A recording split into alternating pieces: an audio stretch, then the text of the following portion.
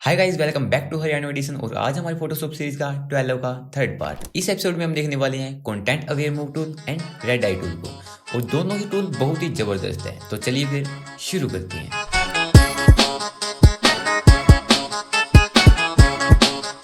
Content aware move tool हमें spot healing brush tool के अंदर मिलता है। तो ये रहा हमारा कंटेंट अवेयर मूव टूल। और इसकी शॉर्टकट की जाए जे। जैसे आप कीबोर्ड से जे प्रेस करते हो तो भी आपका content aware move tool select हो जाता है। तो जैसे मैं इसके ऊपर क्लिक करता हूँ तो इसकी प्रॉपर्टी बार में आपके पास काफी सारे ऑप्शन दिए गए हैं। तो सबसे पहले 4 ऑप्शन जो है ये वो सिलेक्शन करने के हैं, जो कि हम लगातार पिछले एपिसोड में भी करते आ रहे हैं। इसके बाद आपके पास दिया गया है मोड, यानी कि इसके अंदर आपके पास 2 मोड दिए गए हैं। पहला है मूव का और दूसरा है एक्सटेंड का। मूव से होता है कि आप किसी चीज को उठा के कहीं और पे प्लेस कर सकते हो। एक्सटेंड होता है कि यानी कि उसकी कॉपी बना के आप कहीं और पे प्लेस कर सकते हो। तो जैसे हम पहले मूव टूल को सीख लेते हैं। मैंने मूव टूल को सिलेक्ट कर लिया है और मैं इसकी एक रफ सी सिलेक्शन बना लेता हूं। तो मैंने इसकी एक रफ सी सिलेक्शन बना ली है। तो अब क्या है कि मेरे पास टॉप साइन आ रहा है, तो इसको हटाने के लिए हमें यहाँ पे क्लिक करना पड़ेगा और इस इमेज को रिस्ट्राइज करना पड़ेगा। और जैसे मैं इसको उठा के यहाँ पर लेकर आता हूँ और जैसे मैं यहाँ पे क्लिक करता हूँ तो अब क्या है कि मेरा जो ऑब्जेक्ट था यानी कि हॉर्स था वो वहां से उठ के कहीं और पे प्लेस हो गया है। अगर आप यहाँ पे देखो तो ये इतना अच्छा रिजल्ट नहीं देता है, लेकिन कई बार क्या है कि ये बहुत अच्छा रिजल्ट भी दे देते हैं। जैसे मैं अगर दोबारा करके दिखाऊं आपको, अगर मैं यहाँ से इसको यहाँ पर लेकर आ रहा हूँ एंड देन ओके, तो अब देखो इसने कितना अच्छा रिजल्ट दिया है। तो ये कई बार क्या है कि हमें एक बार में क्या पता अच्छा रिजल्ट ना दे, लेकिन दूसरी बार करने पर अच्छा रिजल्ट दे देते हैं। इसके बाद ऑप्शन दिया गया है एक्सटेंड का। जैसे मैं एक्सटेंड के ऊपर क्लिक करता हूँ और मैं कंट्रोल जेड करता हूँ पहले, तो मेरा ये ऑब्जेक्ट था और इसकी सिलेक्शन ये थी और मैं इसको उठा के यहाँ पे प्लेस कर रहा हूँ। और इसके बाद मैं माउस का राइट बटन क्लिक कर रहा हूँ, इसको मैं फ्लिप कर रहा हूँ। जैसे मैं राइट बटन क्लिक करता हूँ और यहाँ से मैं इसको हॉरिजॉन्टल फ्लिप कर रहा हूँ और इसको मैं यहाँ पे रख रहा हूँ एंड देन ओके। तो जैसे ही मैं ऐसे करता हूं तो क्या होता है कि मेरी उस ऑब्जेक्ट की कॉपी हो जाती है। तो इस तरीके से आप उसकी कॉपी भी कर सकते हो या फिर किसी ऑब्जेक्ट को उठा के कहीं और पे प्लेस भी कर सकते हो। इसके बाद आपके पास ऑप्शन दिया गया स्ट्रक्चर का और कलर का।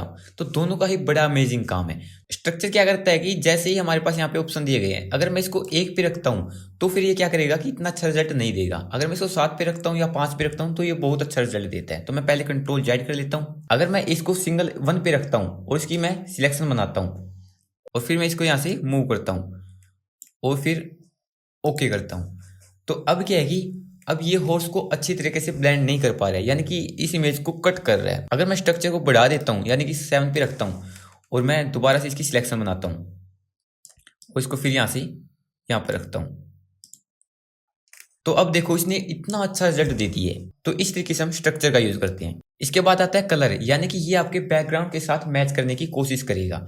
तो जैसे मैं इसको इसकी रफ सी सिलेक्शन बना लूंगा और इसको यहाँ से यहाँ पर मूव कर दूंगा और इसको एंड देन ओके।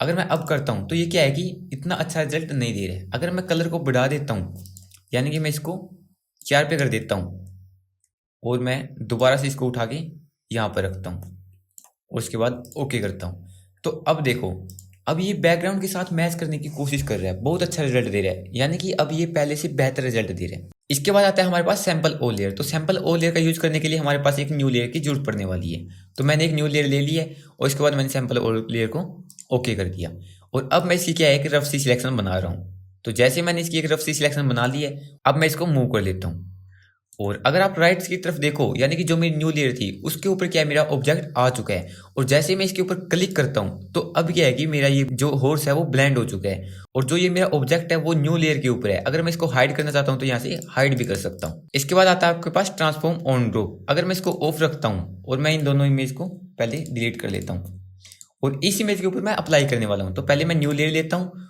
और मैं ट्रांसफॉर्म ऑन ड्रॉ को ऑफ रखता हूँ पहले और मैं इसकी एक रफ सी सिलेक्शन बना लेता हूँ। तो जैसे मैं इसकी सिलेक्शन बनाता हूं और अब मैं इसको मूव करता हूं और अब मैं कंट्रोल टी प्रेस करता हूं, अब मैं इसको छोटा कर लेता हूं और अब मैं ओके करता हूं। तो अगर आप देखोगे अब तो इतना अच्छा रिजल्ट नहीं दे रहा है। अगर मैं ट्रांसफॉर्म ऑन ड्रॉप को ऑन रखता हूं तो इसकी जो आउटलाइन है वो ब्लेंड करना शुरू कर देते हैं। तो जैसे मैं इसको दोबारा बनाता हूँ, एक न्यू लेयर लेता हूँ और इसकी मैं दोबारा से सिलेक्शन बनाता हूँ और इसके बाद मैं ट्रांसफॉर्म ऑन ड्रॉप को ऑन करता हूँ। अब मैं इसको मूव करता हूँ और कंट्रोल टी प्रेस करता हूँ और अब मैं इसको छोटा कर रहा हूँ। इसको छोटा करने के बाद मैं यहाँ पे रख रहा हूँ एंड देन ओके। अब जैसे जैसे मैंने ओके किया है तो देखो, तो अब मैं इसको जूम करके दिखाऊं तो आपको दिखेगा कि इसने किस तरीके से इसको ब्लेंड किया है। इसके बाद आता है हमारे पास red I tool. Red I tool को समझने के लिए मैं इस इमेज का यूज करने वाला हूँ। तो रेड आई टूल क्या काम करता है कि जैसे आप कोई कैमरे से क्लिक करते हो फोटो को या फिर किसी मोबाइल से क्लिक करते हो, यानी कि आपकी जो पुतली होती है उसके अंदर रेड फ्लैश होने लगती है। तो जैसे कि आप लोग देख सकते हो, ऐसा लगता है कि जैसे ये कैमरे से क्लिक की है। और जब आप ज्यादातर ये तब होता है जब आप रात में कोई इमेज को क्लिक करते हो। तो इस सिचुएशन में हमें रेड आई टूल काम देता है। तो रेड आई टूल क्या करता है, जैसे आपकी आईज रेड होती है तो उसको क्या करता है, ब्लैक कर देते हैं। तो जैसे मैं यहाँ पे क्लिक कर रहा हूँ और इसको ड्रैग कर रहा हूँ तो ये क्या कर रहा है, ब्लैक कर रहा है। मैं चाहता हूँ कि इसको भी कर दे तो ये इसको भी कर देगा। अगर आप प्रॉपर्टी बार में देखो तो आपके पास यहाँ पे दो ऑप्शन दिए गए हैं, एक तो है पुतली साइज का, एक है डार्कन अमाउंट का। अगर आप पुतली का साइज बढ़ाना चाहते हो तो आप बढ़ा सकते हो, अगर आप उसको डार्क करना चाहते हो तो आप डार्क भी कर सकते हो। तो ये थे हमारे content aware move tool and red I tool. I hope आपको इन दोनों के भी डाउट्स क्लियर हो गए होंगे। अगर आपने चैनल को अभी तक सब्सक्राइब नहीं किया तो प्लीज सब्सक्राइब कर लेना और मिलते हैं नेक्स्ट वीडियो में। तब तक के लिए बाय बाय।